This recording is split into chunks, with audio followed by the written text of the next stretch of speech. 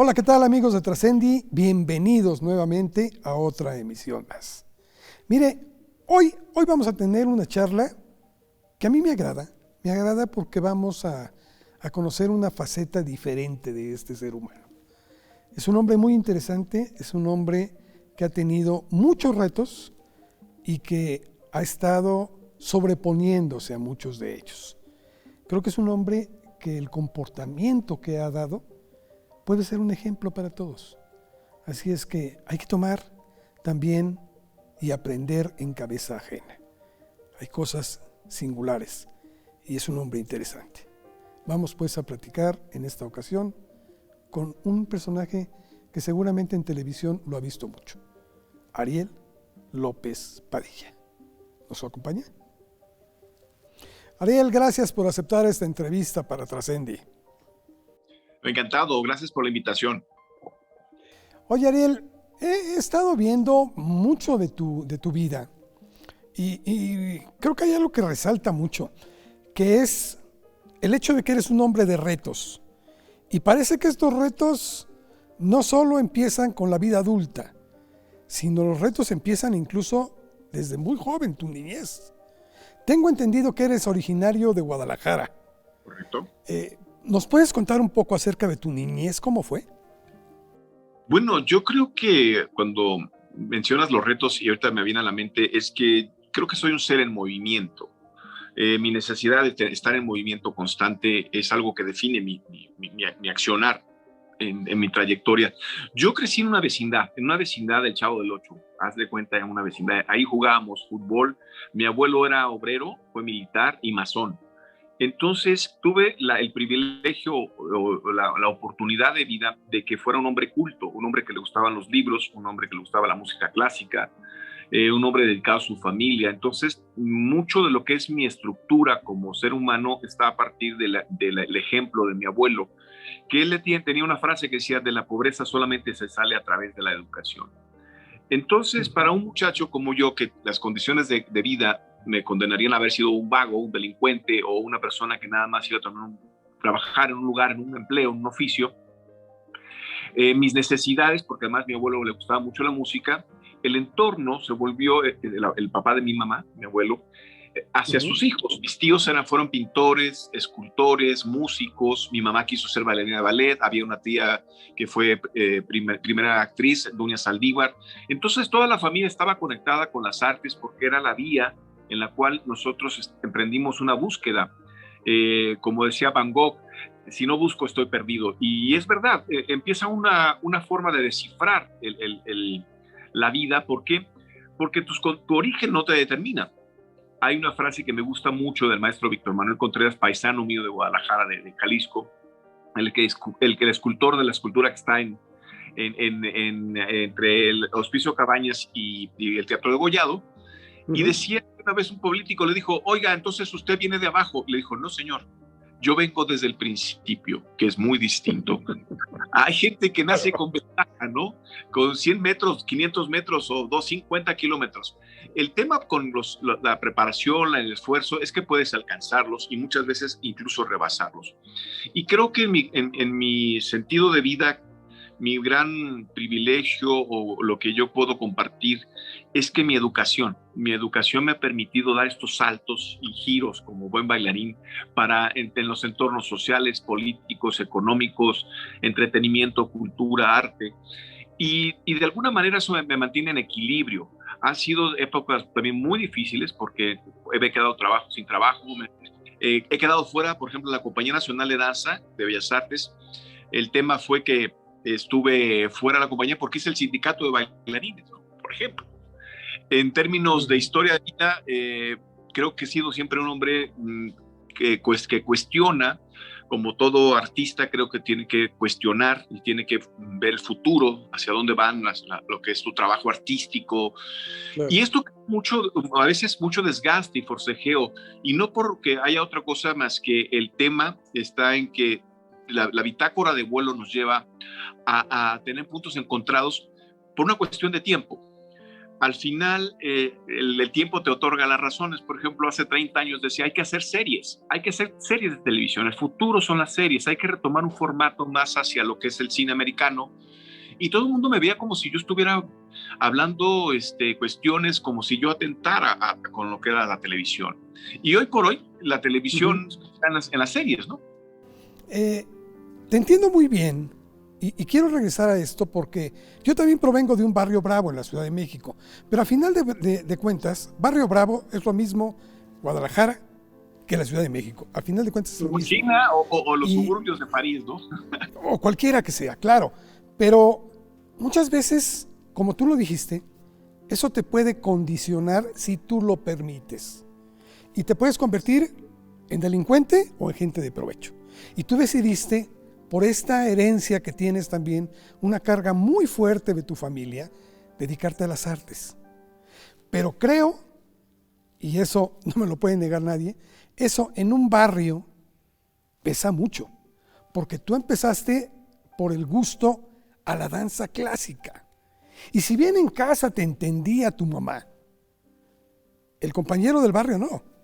Y eso te hizo fortalecerte, desarrollarte, pero también tener que luchar con muchos paradigmas. Y creo que eso incluso estaba tu padre incluido, ¿no?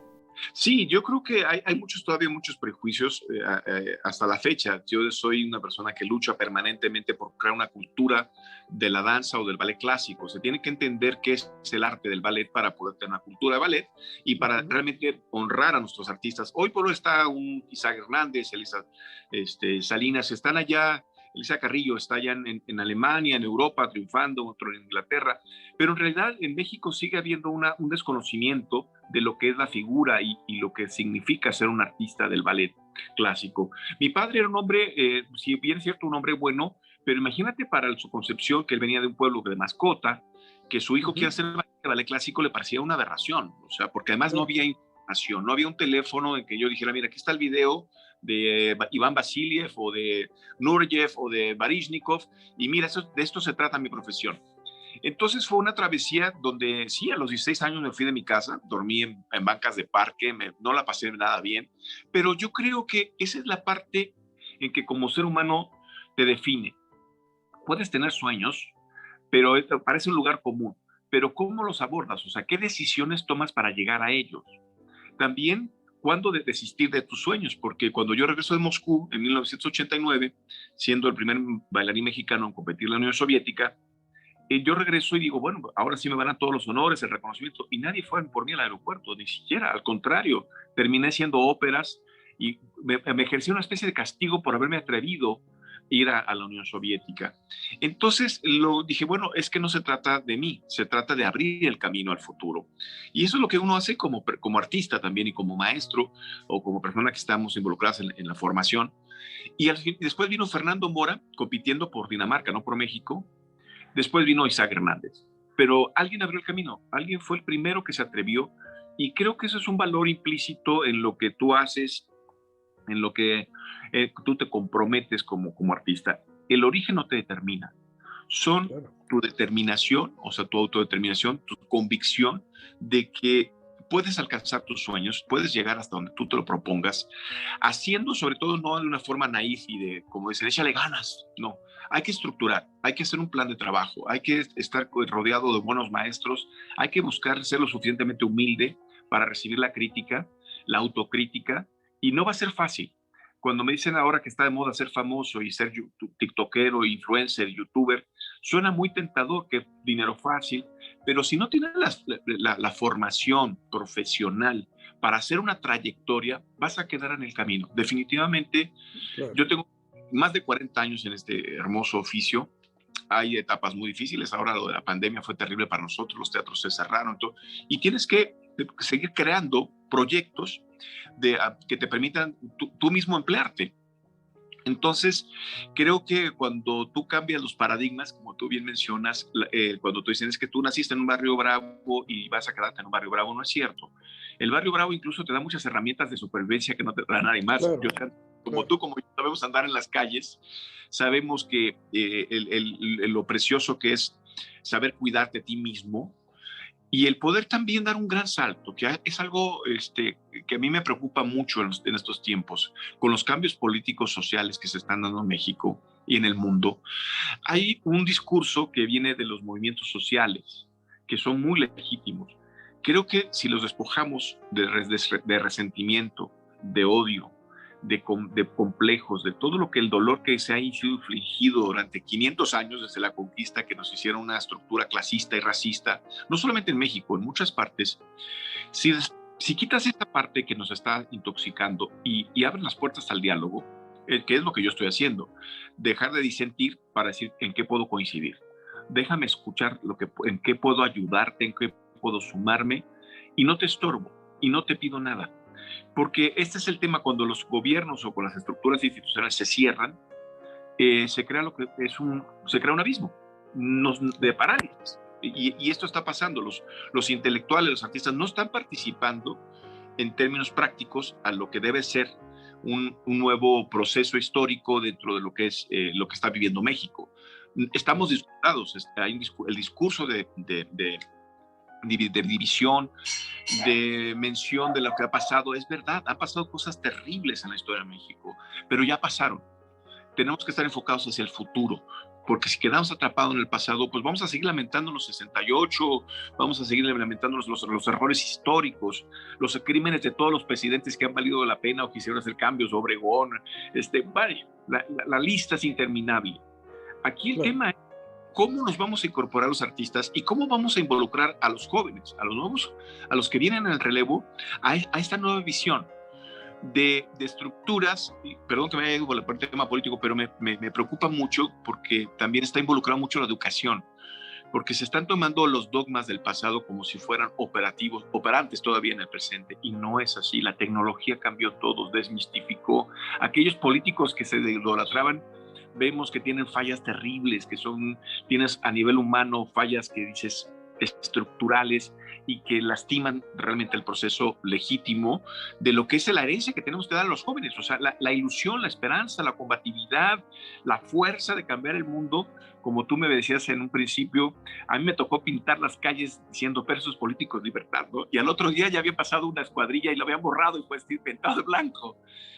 Y decías, pero esa era la forma de cambiar el mundo. Y yo creo que no puedes perder esa esencia de seguir siendo un idealista, porque el día que te rindes es el día que te vas haciendo más pequeño de ti mismo. Y entonces yo voy a cumplir 60 años, Carlos, y digo, bueno, sigo siendo el mismo adolescente que se fue de su casa persiguiendo sus sueños, y tengo altas y bajas y invento, pero ¿qué es lo que te mantiene vivo? Creo que es la parte en que puedes estar en paz contigo mismo, que eso es también muy importante porque refleja el proceso de evolución que viviste, ¿no? Y que puedes compartir. Claro. Mira, yo quiero que lleguemos a todo esto, porque creo que en tu vida ha sido muy importante dos palabras, dos términos. Uno de ellos es el diálogo y otro ha sido el perdón, ¿sí?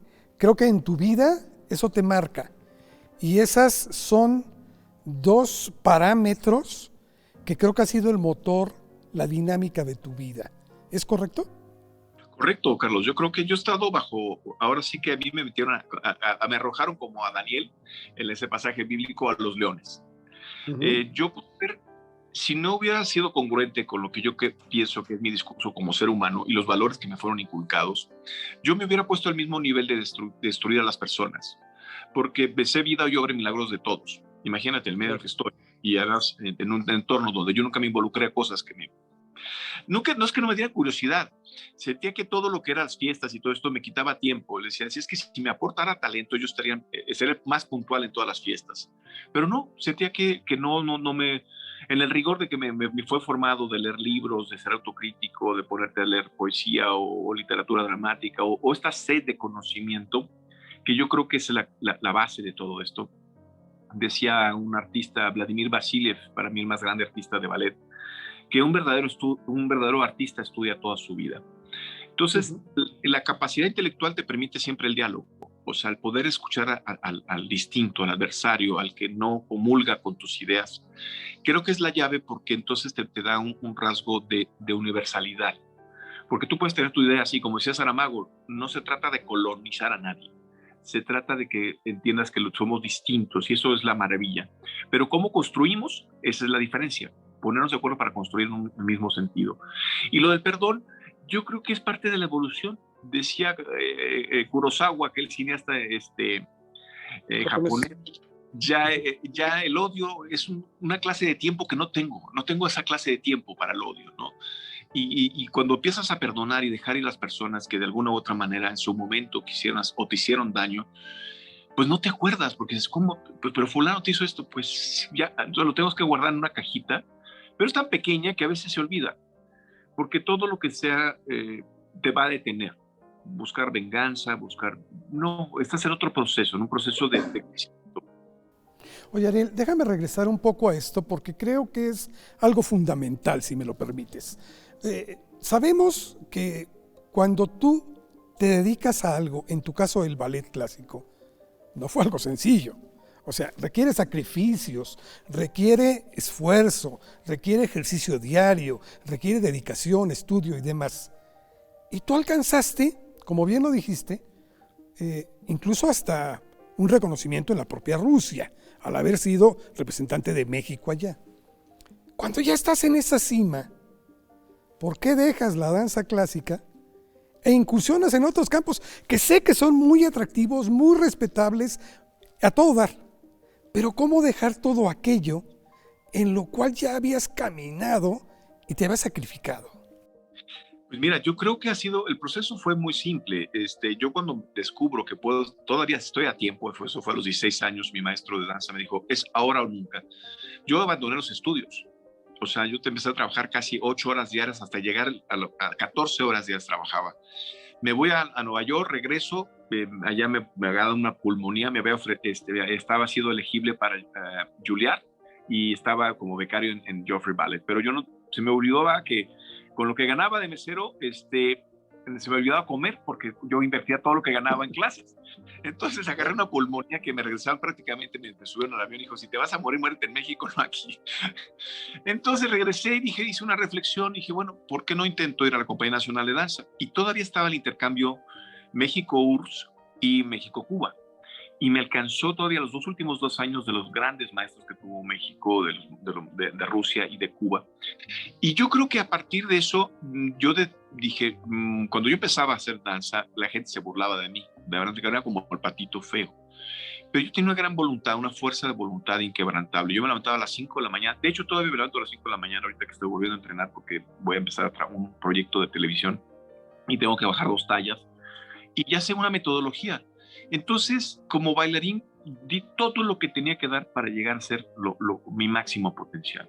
Mi máximo potencial fue llegar a Rusia, estar en la Unión Soviética en el Teatro Bolshoi, y cuando regreso tuve que tomar una decisión de vida. Dije, me puedo quedar luchando contra un sistema en el cual la connotación de ser bailarín de ballet es una connotación de género o de elección sexual, en el caso de los hombres, en el cual yo me voy a desgastar mucho, además de que ya había hecho el sindicato de bailarines, pero no veía futuro, no me veía en un entorno donde yo fuera feliz.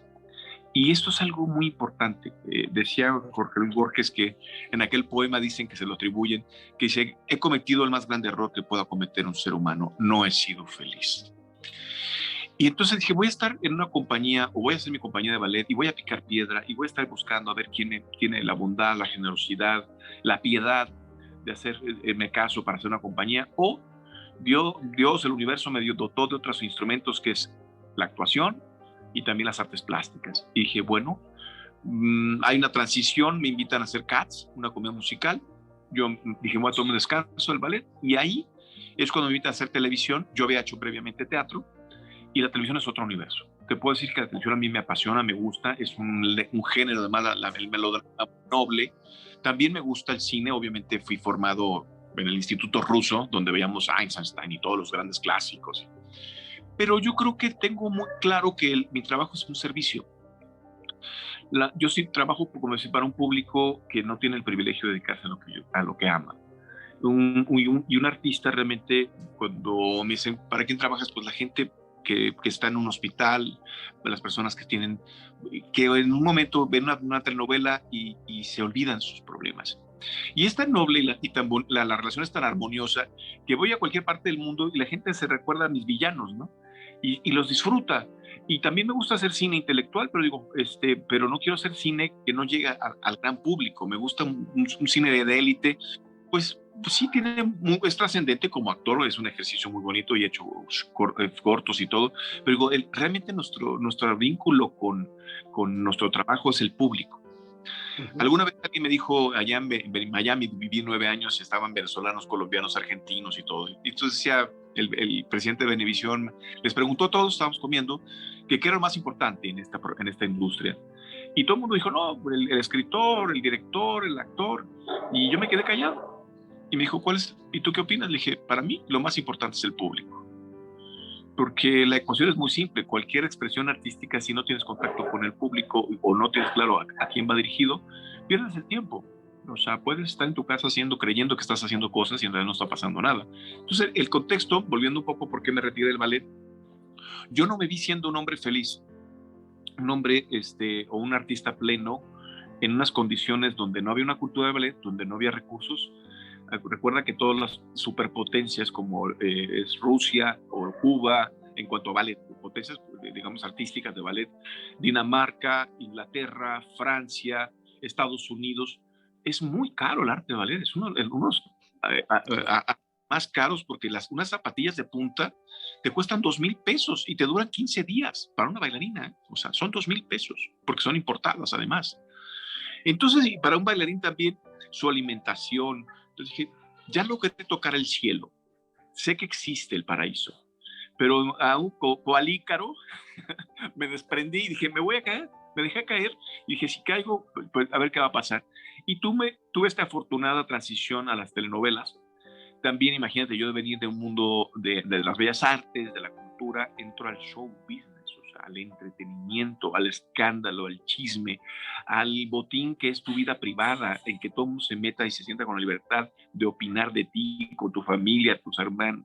Entonces dije, es también un reto, o sea, también mantener la cabeza fría, la perspectiva, quizá fue en esa turbulencia donde fue más difícil mantener la ecuanimidad y seguir siendo un artista comprometido con las bellas artes y con la cultura, pero con un bajo perfil. O sea, nunca quise ser tan este actor estridente que está en contra de Televisa y de las televisoras, o por decir un nombre, ¿no? De una empresa. Pero era el discurso que se manejaba mucho en los 80s, de que la televisión era una forma de alienación y el discurso de las cenicientas y bla, bla, bla. Pero finalmente manejaba valores, ¿no? Y era entretenimiento, o sea, no había maldad. No puedes juzgar al género, sino por cómo está manejada la industria y los intereses que maneja en su momento la misma industria. Entonces, yo creo que en esta trayectoria te puedo decir que hace poco mi esposa me preguntaba, ¿cómo defines esta trayectoria? Porque más llevo 22 años.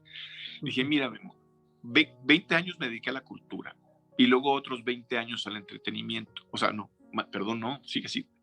30 a la cultura y 30 al entretenimiento. Entonces, toda mi vida he estado en los dos mundos.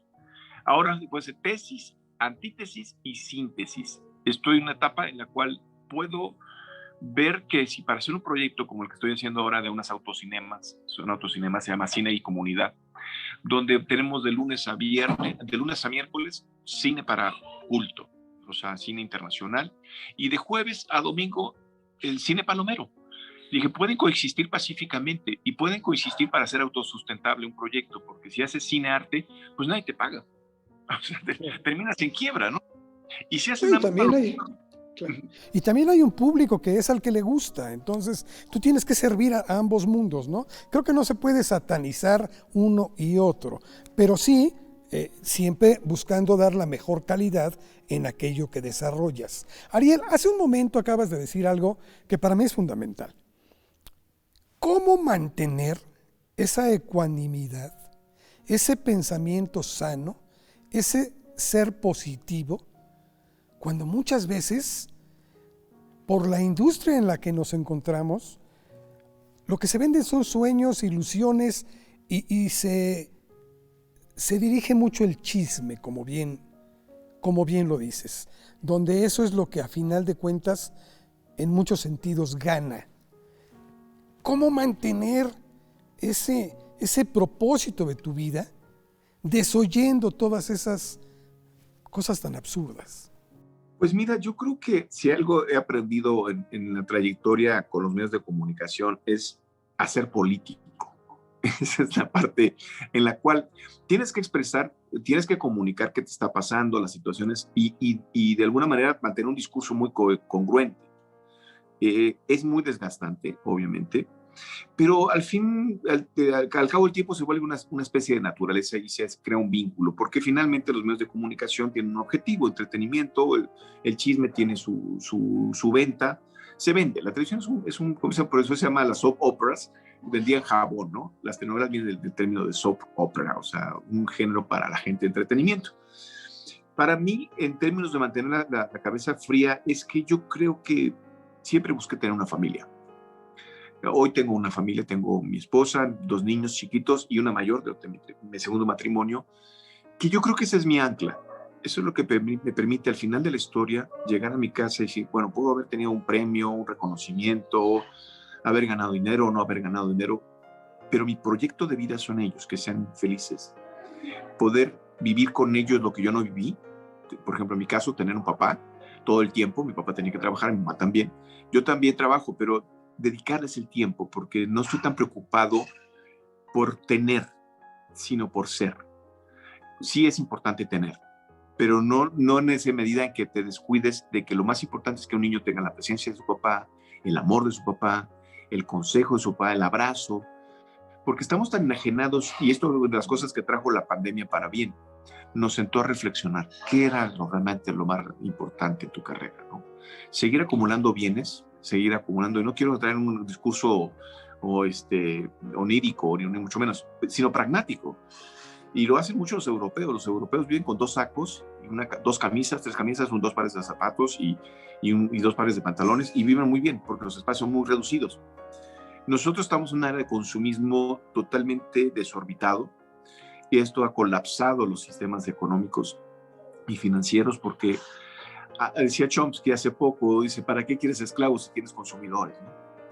Y suena muy fuerte, pero es verdad. Estamos siendo esclavos del consumismo y no estamos consumiendo los productos que realmente necesitamos. Cultura, arte, libros, música. No, estamos consumiendo la baratija que te venden, las necesidades que ves en la televisión, lo que lo tiene, el estatus que trae en la playera.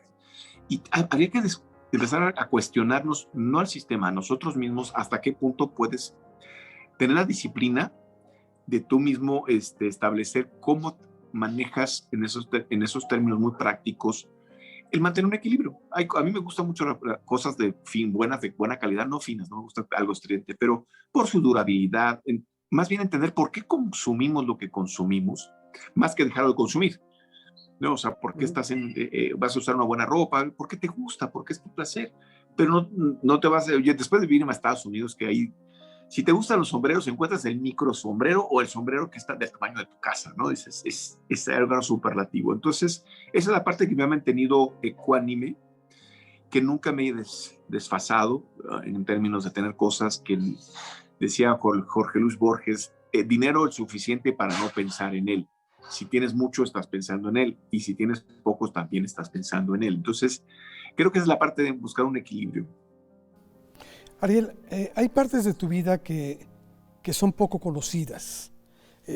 Lamentablemente en muchos casos ha ganado el escándalo, pero hay cosas muy importantes también que destacar en tu trayectoria. Tú te dedicas, por ejemplo, a promover la lectura entre los niños.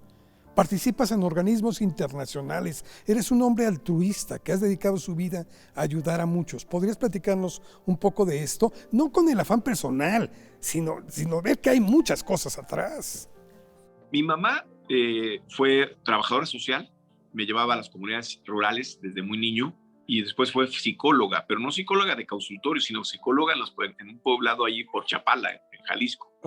Mi padre fue epidemiólogo y trabajó con los coras, con los huicholes, con los rarámuris, y también teníamos contacto del servicio. Entonces, yo creo que es algo natural. Para mí es una forma de hacer un ciclo virtuoso, o sea, regresar todo lo que recibes. Yo recibo reconocimiento, facilidades, puedo tener trabajo, es complicado, pero ¿qué le estoy regresando a mi comunidad? En esta tarea, pues siempre me he sumado causas que me permitan transparencia. Por ejemplo, el tema aquí hemos fundado casas de cultura en Morelos, yo vivo en Morelos, aquí en el estado de Morelos, con la familia de Emiliano Zapata, con la sobrina bisnieta fundamos la Casa de Cultura, porque no había Casa de Cultura en Nenejulco, donde había nacido el Emiliano Zapata, que la Revolución del Sur es una revolución cultural. Más allá de las armas, lo que estábamos diciendo es que la gente se educara. Pero también participo en las agendas como la 2030 de la ONU, porque son los ejes globales donde tú puedes coincidir y proponer. Trabajo en el Centro Nacional de Cultura de Paz con Vanessa Bauche, que también es promover la cultura, porque la gente dice que la paz y cree que la gente va a andar con una varita de nardo y diciendo que se acaben las armas. No, hay que hacer acciones, determinar, trazar las acciones, igual el tema de los ambientalistas, que hoy por hoy es uno de los activismos más peligrosos. Han matado en México pues, más de 400 activistas, defensores del medio ambiente. Estoy con los animalistas, que es todo un tema. Y digo, sí, suena muy romántico, pero ve al Senado, ve a la Cámara de Diputados, peléate con gente que no entiende que eso es, que quien maltrata a un animal o mata a un animal ya cruzó la línea y puede matar a una persona. Y por eso la prevención es prevención de delincuencia. Trabajo con niños con cáncer, con personas con parálisis. Casi no hablo del tema porque yo creo que ni siquiera hay que hablarlo, es algo que tienes que hacer por conciencia. O sea, tienes que hacer lo que tienes que hacer para que funcione de otra manera la sociedad. Donde está la visibilidad, pues es de mi trabajo, estoy en los reflectores, todo. Claro que es importante en momentos aparecer. Yo conduzco a veces eventos como el Premio Nacional al Altruismo, porque eso manda una señal de que hay personas que estamos involucradas en el proceso social de distinta forma. ¿Qué pasa? Que los artistas de la televisión son personas que a veces no tenían una formación. Por eso antes los locutores, ¿te acuerdas, Carlos? Tenías que tener licencia de gobernación para estar en una medio. Y te recuerdo que pasó hace poco un compañero de Televisa que dijo algo desafortunadísimo, ¿no? Un comentario racista, ¿no? Y dices, ¿pero por qué? No lo que dijo, porque en el fondo todos tenemos expresiones racistas o de una u otra forma, inconscientes o inconscientes. Pero es que no sabes, lo que revela es que no hay una contención en el medio. El saber que estás comunicando ideas a partir de los medios de comunicación y que tienen un impacto. Ariel, ¿estás conforme con lo que hasta el momento has conseguido? Sí, a nivel profesional, espiritual y humano. Me falta un poco compensar porque te puedo decir que mi situación material, yo no sé si era muy romántico, pero me casé muchas veces y siempre renuncié a las riquezas, ¿no? A los bienes materiales. Y hoy por hoy digo, híjole, no debió haber resignación, debió haber sido más inteligente, era un negocio, ¿no? 50 y 50. Entonces, en muchos momentos estoy empezando de nuevo en este momento me estoy volviendo empresario, empiezo a aprender a hacer negocios, todavía no terminan de darme liquidez que yo necesito para 2 niños que están empezando los colegios, que además colegio, por caro, bla, bla. Pero creo que no puedo más que sentirme muy agradecido porque en primer lugar aún tengo salud, creo me considero que una persona que ha aprendido a ser feliz, ha luchado por su felicidad durante mucho tiempo. He tenido momentos muy oscuros y sin embargo al final sale la luz del día, la verdad también sale a la luz. Y como te refería, yo salí hace 20 años de Televisa y ahora regreso.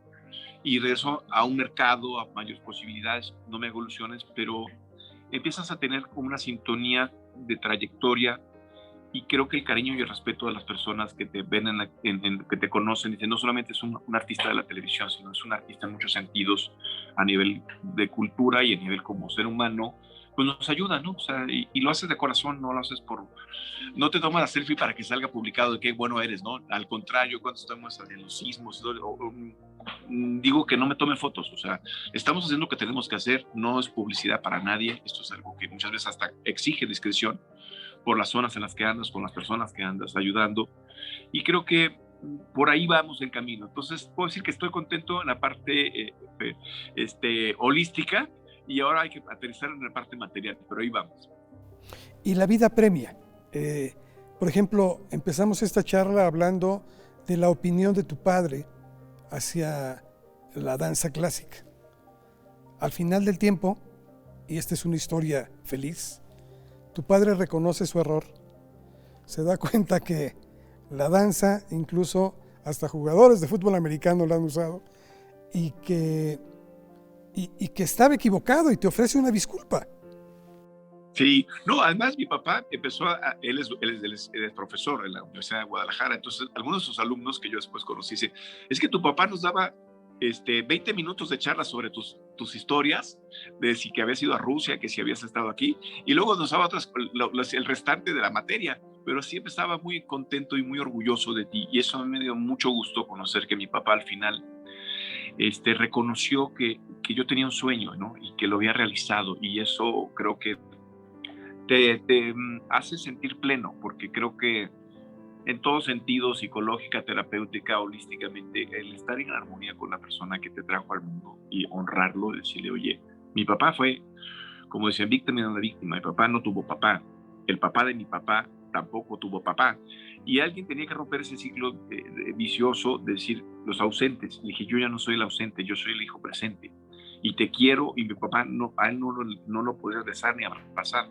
Dije, yo te abrazo y te beso porque yo soy otra generación y quiero que mi hijo me abrace y me bese. Y a mi hijo le digo mi amor, porque eso era como inconcebible. ¿Por qué le vas a decir mi amor a mi hijo? Pues porque es mi amor, mi hijo es el amor de mi vida.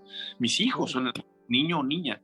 Y vas rompiendo estas estructuras porque vas a alimentar a un ser humano de distinta manera. Y ese es, creo que la satisfacción es poder en ese camino que te trazaste, no solamente el de los discursos, sino el de las acciones.